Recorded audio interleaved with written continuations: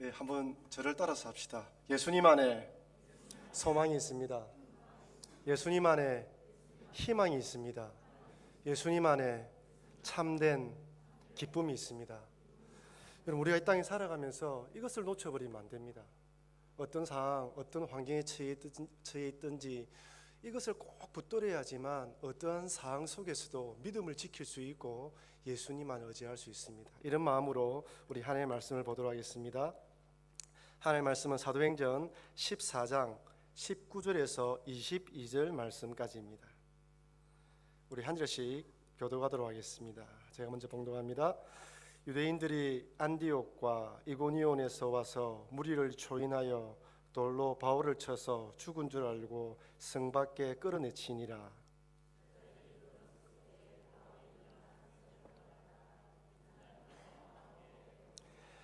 복음을 그 성에서 전하여 많은 사람을 제자로 삼고 루스드라와 이고니온과 안디옥으로 돌아가서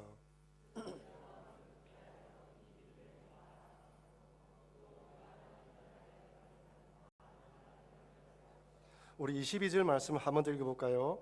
제자들의 마음을 굳게 하여 이 믿음에 거하라 권하고 또 우리가 하나님 나라에 들어가려면 많은 환난을 겪어야 할 것이다 하고. 아멘. 이 시간에는 이 믿음에 거하라라는 제목으로 은혜를 나누도록 하겠습니다. 여러분, 우리 사람이란 자신의 경험을 절대화시키는 경향이 있습니다.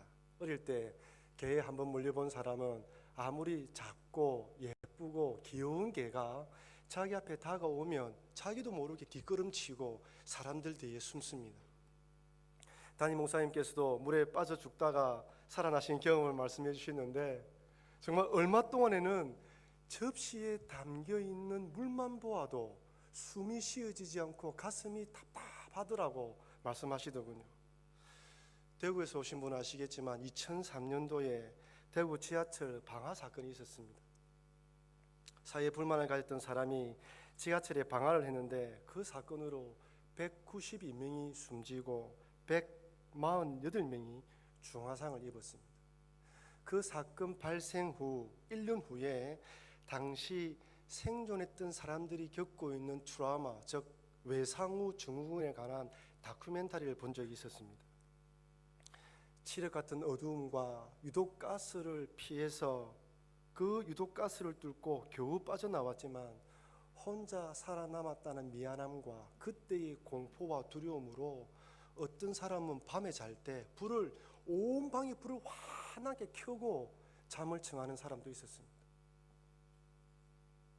생존자들 중 몇 명이 취재진과 함께 사건 후 1년이 지나기 때문에 완전히 개통된 복원된 지하철 입구로 지하철 안으로 들어가는 그런 장면이 있었습니다. 30대의 젊은 직장인은 용기를 내어서 지하도까지 내려왔는데 표를 끊고 들어가는 그 개찰구 앞에서 한참이나 머뭇거리더만 취재진에게 용기가 나지 않아서 도저히 들어가지 못하겠습니다 하고 지상으로 올라왔습니다. 한 젊은 청년은 개찰구를 통과해서 지하철을 탔지만 지하철 안에는 앉을 만한 여유분의 자리가 많았음에도 불구하고 그 사람은 문 옆에 기대어 서 있었습니다.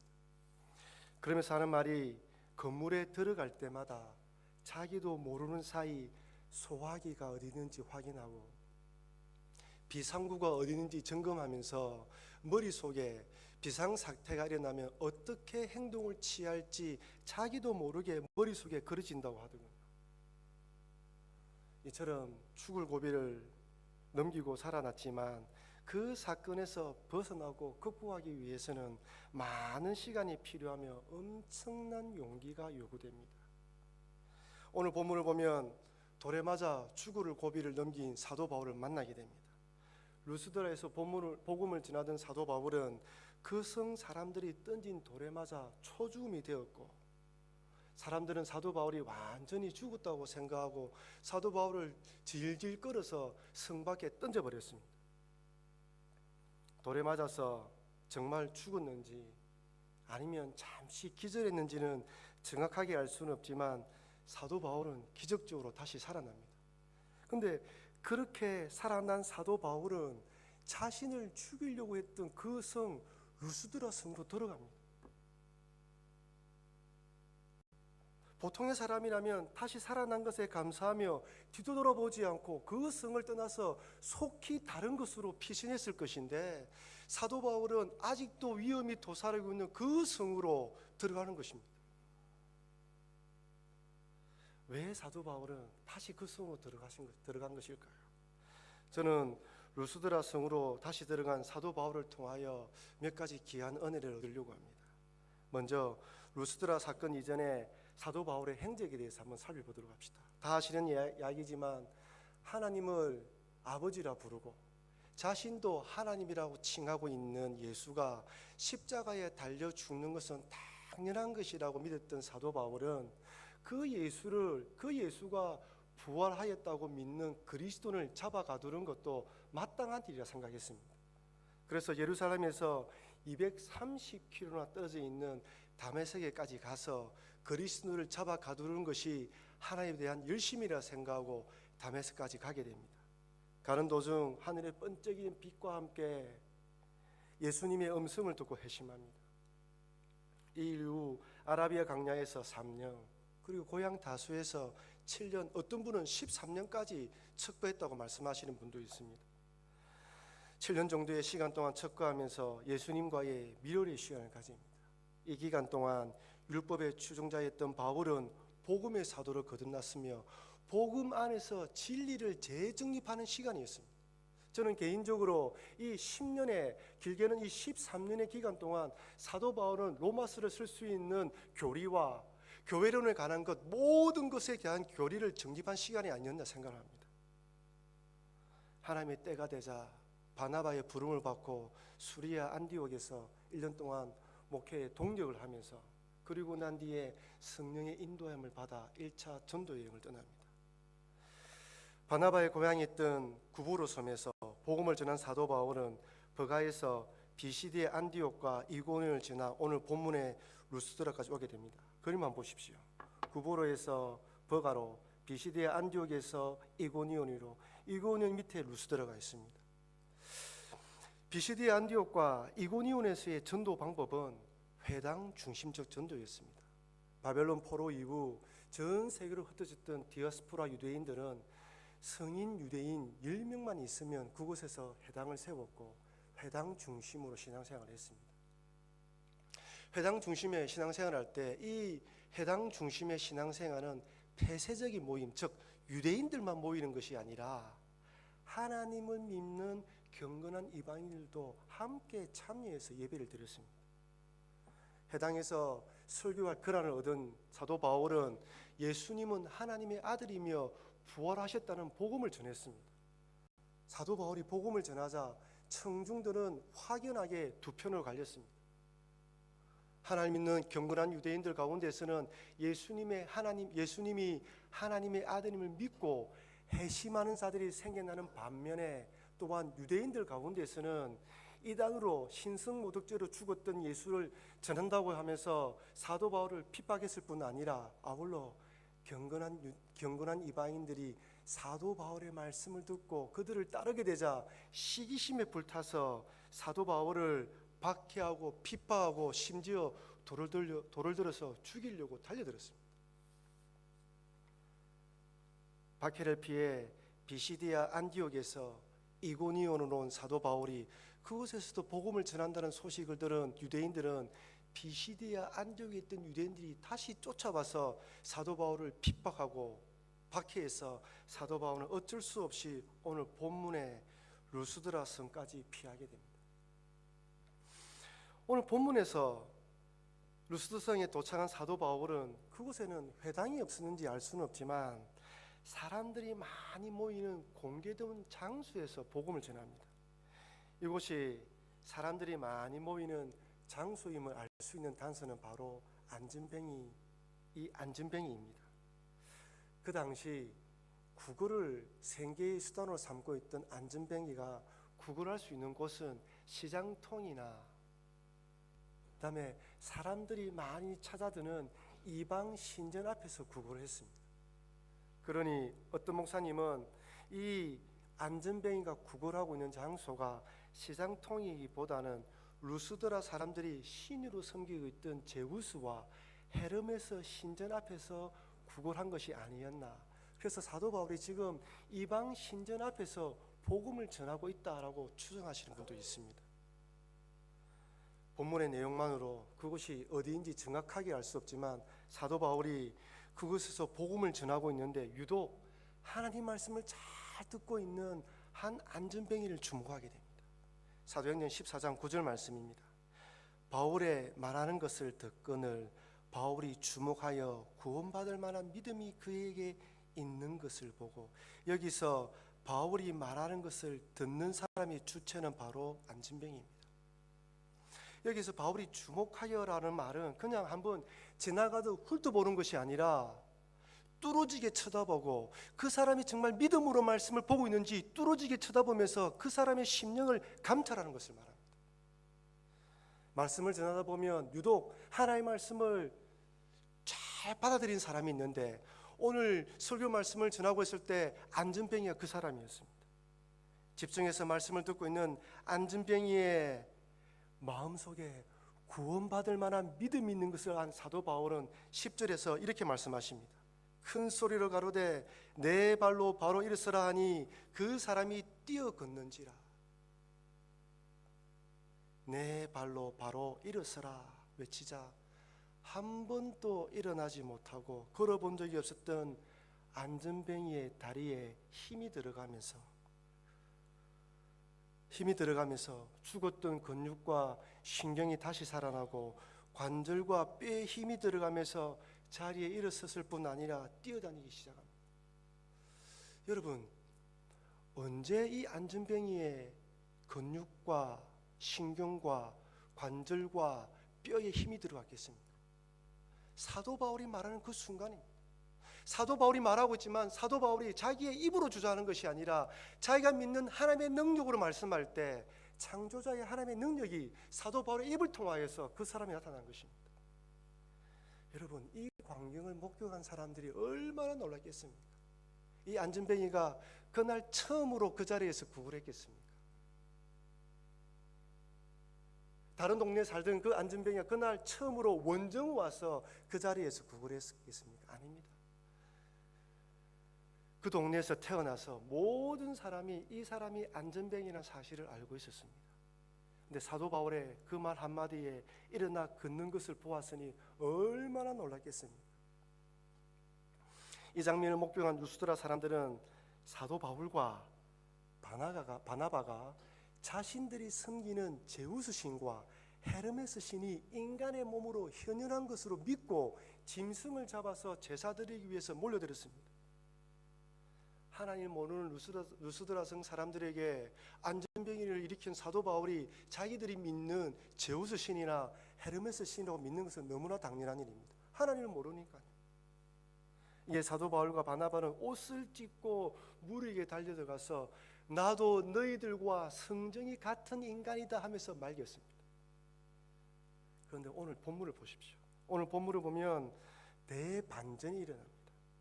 바울을 신으로 생각하며 제사를 드리려고 했던 루스드라 성 사람들이 갑자기 돌변하여 이번에는 사도 바울을 죽이기 위해서 돌을 던져버립니다.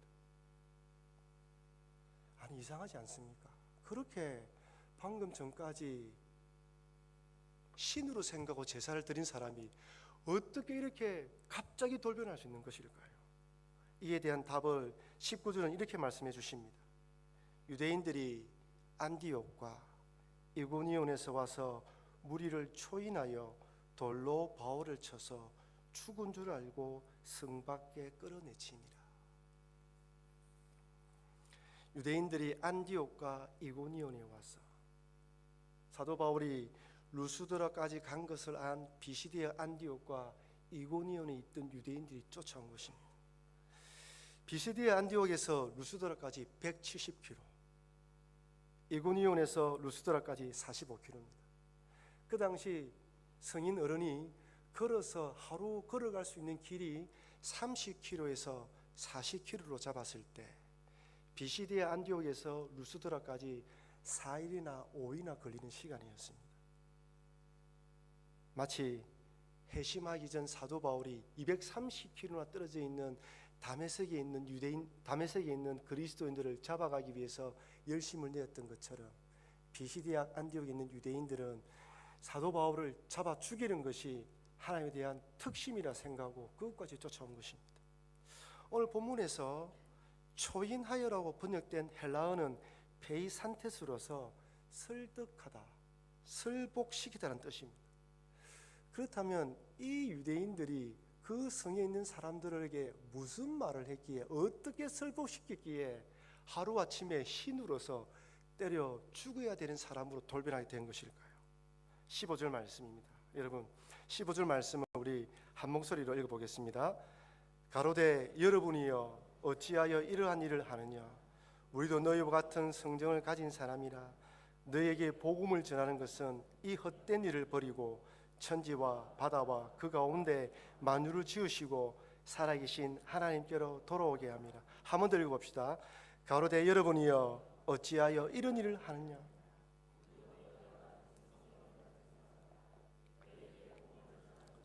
이 헛된 일을 버리고 천지와 바다와 그 가운데 만유를 지으시고 살아계신 하나님께로 돌아오게 함이라.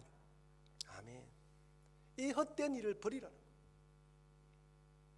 지금까지 루스드라 성 사람들은 제우스와 헤르메스를 신으로 섬겼습니다.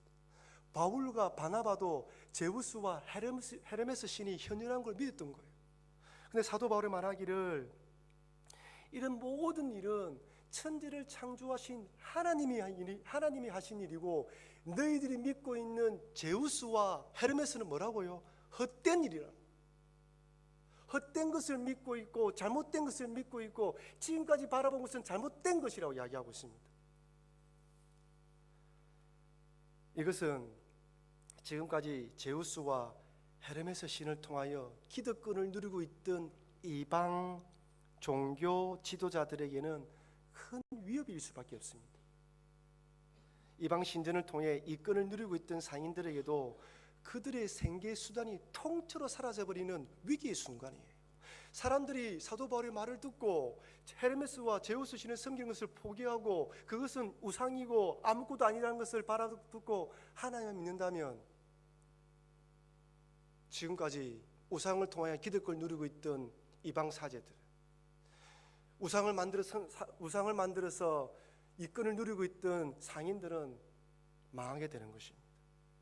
이것을 누구보다 잘 알고 있던 유대인들은 루스드라에서 제우스와 헤르메스 신으로 인해서 그동안 기득권과 이권을 누리고 있는 사람들을 충돌질했던 거예요. 저 사람들이 사도 바울과 바나바를 믿으면 너가 망한다. 이제 먹고 살 일이 없을 것이다. 그 사람들은 선택을 했습니다. 하나님을 믿을 것인지 자기의 기득권을 잡을 것인지.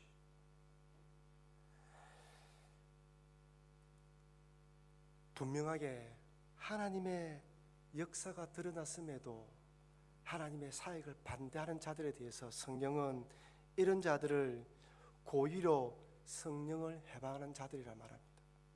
분명하게 하나님의 나타나심이, 하나님의 하나님 되심이 드러났음에도 불구하고 복음을 향해 대적하는 자, 이들이 바로 성령을 해방하는 자들입니다. 누구나 봐도 하나님의 역사가 드러났음에도 불구하고 나의 기득권과 이권을 위해서 내려놓지 않는 자, 성령을 해방하는 자입니다. 여러분 결코 잊지 마십시오. 눈앞에 초자연적인 기적이 일어난다 할지라도 그 자리에 있는 모든 사람들이 다 예수님을 믿는 것은 아닙니다. 자신의 기득권과 탐욕과 이권과 모든 걸 내려놓는 결단이 없으면 예수님을 자신의 삶의 주인으로 고백하지 못할 뿐 아니라 얼마든지 하나님의 역사를 방해하는 편에 서서 돌을 던질 수 있다는 사실을 말입니다. 우리들은 거부할 수 없는 하나님의 전적인 은혜로 구원받았습니다. 그러나 신앙은 결단이라는 측면을 무시하면 안 됩니다. 우리의 노력과 결단이 하나님의 은혜를 이끌어내는 원천이나 동기가 될 수는 없습니다.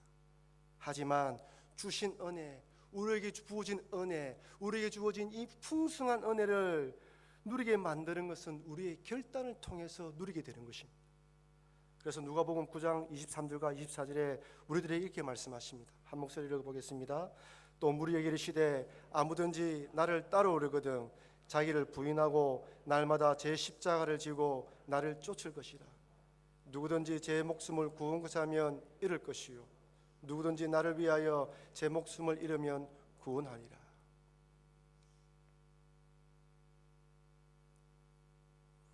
부활의 생명은 이 땅에서 썩어져 없어질 생명을 버리는 결단을 통해서 얻을 수 있고, 욕심과 정욕과 정욕을 십자가에 못 박는 매일 매 순간의 결단을 통해서 이 땅에서 부활의 생명을 맛보게 되는 것입니다.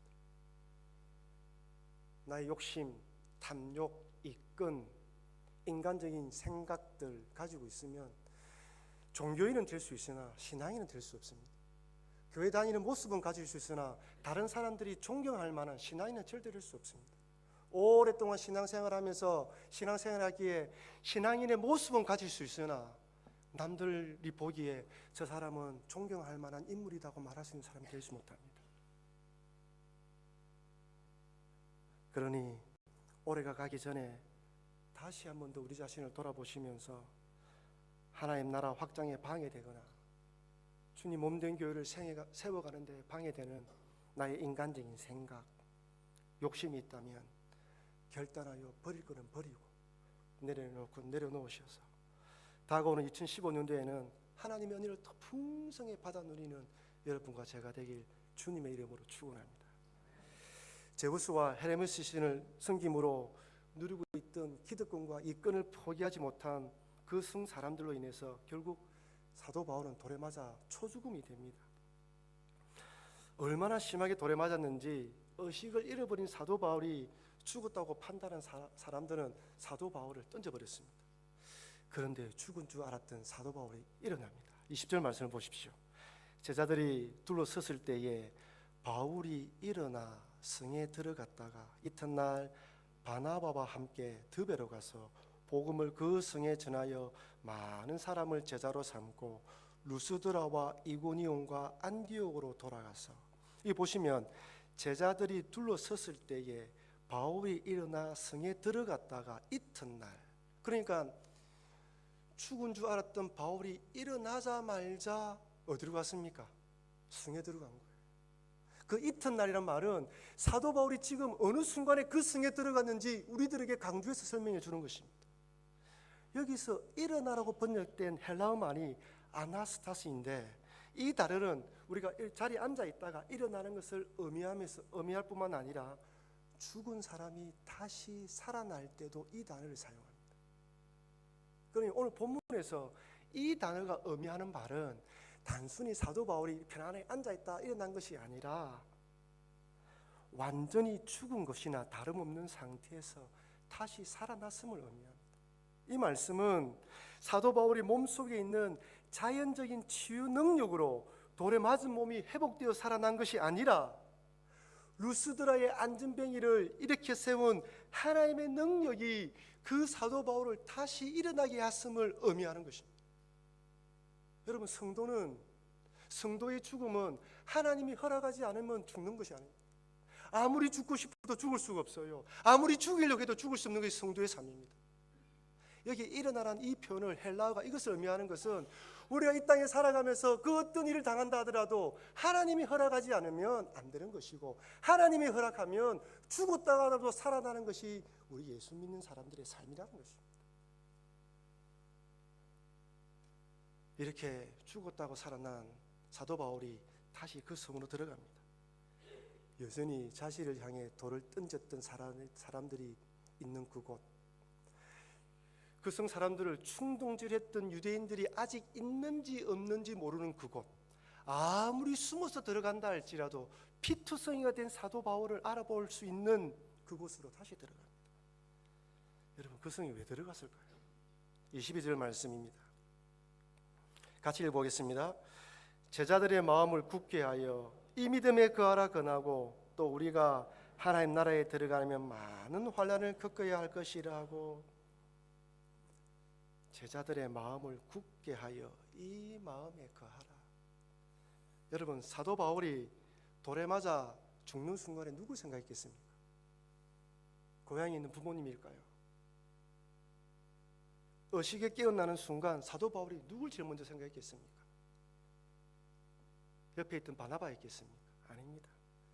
루스드라 성에서 복음을 전했을 때 예수님을 갓 믿기로 한 갓난 아이와 같은 신앙을 가진 제자들이었어요.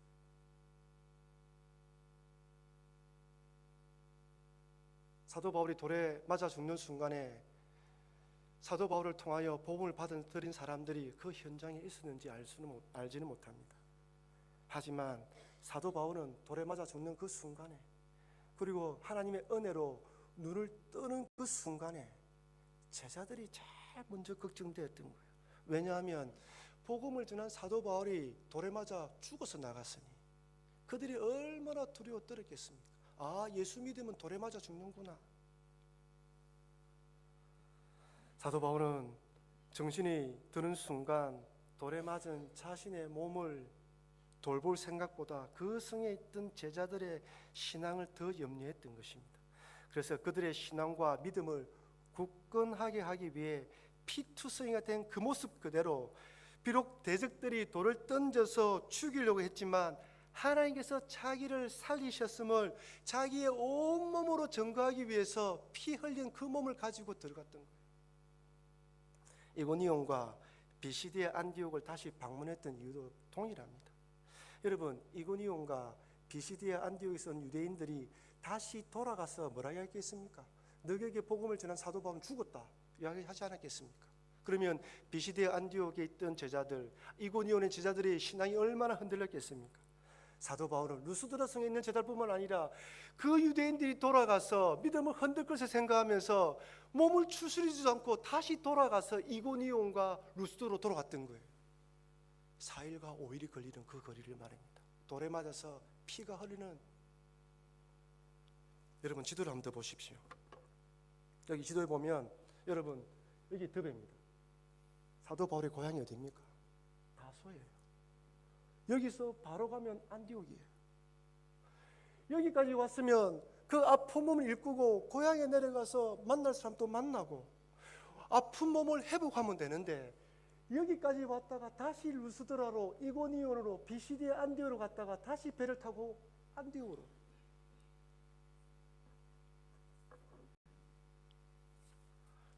자기의 몸을 추스릴 생각도 하지 않고 상처받은 것도 추스릴 생각 없이 그들의 제자들의 믿음이 연약되어서 그 모든 걸 내려놓고 돌아서 같이 갔던 것입니다. 여전히 죽음의 위협이 있는 곳, 여전히 또다시 죽을 수 있는 곳으로 세상 사람들을 바라보기 어리석은 사람입니다. 저는 도저히 사도 바울의 믿음을 따라가지 못할 것 같습니다. 그래서 사도 바울이 연구할 때마다 무릎을 꿇으면서 주님 부족합니다, 연약합니다, 긍휼히 여겨달라고 기도합니다. 이렇게 죽은 줄 알았던 사도 바울이 멀쩡히 살아서 돌아오자 비시디의 안디옥과 이고니온에 있던 제자들이 얼마나 기뻐했겠습니까? 사도 바울이 죽었다는 소식을 듣고 또한 기세가 등등한 유대인들로 인해서 주눅들고 움츠렸던 그들의 믿음과 신앙이 불일 듯이 일어나지 않았겠습니까? 예수님을 구주로 믿고 신앙생활하다 보면 때로는 삶의 터전에서, 즉 직장이나 사업터에서 불이익을 당할 때가 있습니다.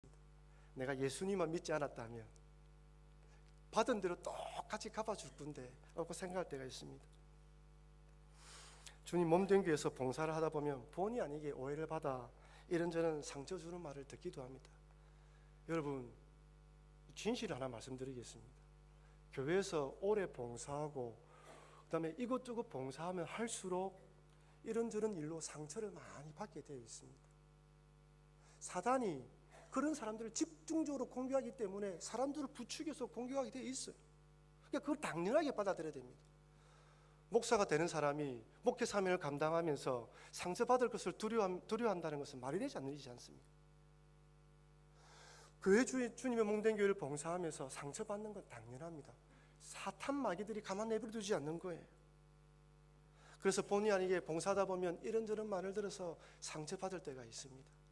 여러분, 때로는 이런저런 상처 주는 말들이 눈에 보이는 돌에 맞는 아픔과 비교되지 않을 만큼 가슴을 아프게 만들 때도 있어요. 그래서 속이 상하고 심장이 상해서 화병이 생기지 않습니까? 얼마나 심하면, 얼마나 견디기 힘들었으면 연예인들이 악플에 힘들어서 자살까지 하겠습니까? 교회에서 목사로 사역을 오래 하다 보니까 한국에서도 마찬가지고, 연말이 되면 그동안 열심히 봉사하셨던 분들이 이런저런 말로 상처받아서 또는 봉사의 보람을 느끼지 못해서 그만두시는 분들을 만나게 됩니다. 특히 교사로 섬기는 분들과 이야기를 나눠보면 참 얼마나 힘든지 공감되기도 합니다. 한국말보다 영어가 편한 아이들과 만나서 이야기를 해보면 언어의 장벽, 겉은 한국어인데 속은 키위가 되다 보니까 이 문화적인 장벽, 나름 열심히 준비하고 가르치지만 과연 아이들이 나를 통하여 믿음이 승자하고 있는지, 내가 잘하고 있는지 고민될 때가 한두 번이 아니라고 말씀하십니다. 특히 우리 주니어 아이들은 한창 이 사춘기를 지나고 있기 때문에 얼마나 예민한지 몰라요. 예배 전까지 기쁘게 만나서 인사했는데 분반 공부하려고 하니까 분반 공부할 때는 새침스럽게 말을 안 하지 않고 이렇게 인상을 쓰는 애도 있다는 거예요. 이것이 비단 우리 교사들만의 어려움이겠습니까? 차량으로 봉사하시는 분, 주차 관리로 돕는 분들, 주방에서 봉사하시는 분들, 문화센터와 엄마랑 아가랑 평생교육원, 수요일날 일찍 나와서 찬양 준비를 하면서 찬양으로 섬기시는 분, 찬양대로 봉사하시는 분, 목자로 섬기시는 분, 우리 장로님들, 교회에서 사역하다 보면 얼마나 힘든 일들이 있는지 모릅니다. 그러나 여러분, 주님 몸된 교회에서 봉사를 하다가 이런저런 말로 상처를 받고 또한 능력의 한계를 절망하여 낙심이 될 때 오늘 본문의 사도 바울을 생각하십시오. 내가 누구를 위해서 봉사하고 있고 내가 누구 때문에 사역을 하고 있는지 생각하셔야 됩니다. 비록 돌에 맞아 죽을 뻔했지만 복음을 받아들였던 루스드라 성 제자들을 위해 비시디아 안디옥과 이고니온에 있는 그 어린아이 같은 제자들을 향해 나아갔던 사도 바울처럼 부족하지만 이런 나를 선생님이라 따르고 있는 그 아이들의 눈망울을 잊지 마십시오. 목자로서 목장을 위해서 때로는 제대로 섬기지도 못하고 기도도 못할 때도 많이 있지만 그래도 이런 나를 목자로 생각하고 따르고 있는 목장원들을 기억하십시오. 주차 봉사로, 차량 봉사로, 그다음에 식당에서 봉사하다가 찬양대로 성가들 봉사하시다가 힘드실 때 나의 이 봉사로 기뻐하고 힘을 얻고 교인들이 편하게, 교인들이 또한 예배드리는 것에 기쁨을 누린다면 그분들을 바라보면서 봉사를 해 나가야 되는 것입니다. 나에게 상처 주는 그 분들이 아니라 자기를 죽이기 위해서 돌을 던졌던 유대인들이나 입금과 기득권을 위해서 돌을 던졌던 그 이방인들이 아니라 제자들, 복음을 받았던 제자들을 향해서 나아갔던 바울처럼 나의 작은 섬김과 나의 작은 노력과 나의 작은 가르침을 통하여 깨어나고 있는 그 아이들과 그 성도들을 바라보면서 힘을 내어 내가 있어야 하는 그 자리에 다시 일어서야 되는 것입니다. 그래서 주님 오실 때까지 이 사명을 감당해야 됩니다. 내 생명이 끝날 때까지 나를 통하여 힘을 얻는 그 자들이 있기 때문에 그들을 바라보며 힘을 얻고 그들을 통하여 힘을 주실 하나님을 바라보며 힘을 내야 되는 것입니다. 그럴 때 주님이 오셨을 때 내가 다 보았다. 네가 어떤 마음으로 나를 위해서 봉사했는지 내가 다 보았다. 네가 가슴이 찢어지고 사도 바울처럼 돌에 맞아서 상처 주는 돌에 맞아서 가슴이 시퍼렇게 멍이 드는 그 순간에도 무릎 꿇어 기도하면서 섬겼던 그 마음을 내가 보았다 하시면서 칭찬해 주실 것입니다. 주님 오실 그날까지 여러분이 맡겨진 그 사명의 자리, 직분의 자리에서 봉사하셨다가 주님 오셨을 때 잘했다 칭찬받는 여러분과 제가 되길 주님의 이름으로 축원합니다. 기도하시겠습니다. 사랑하는 하나님 아버지, 예수님을 믿는 것은 전적인 하나님의 은혜이지만 또한 결단이 필요함을 배웠습니다. 올해가 가기 전 하나님을 믿고 더 풍성하게 은혜를 누리는 데 방해되는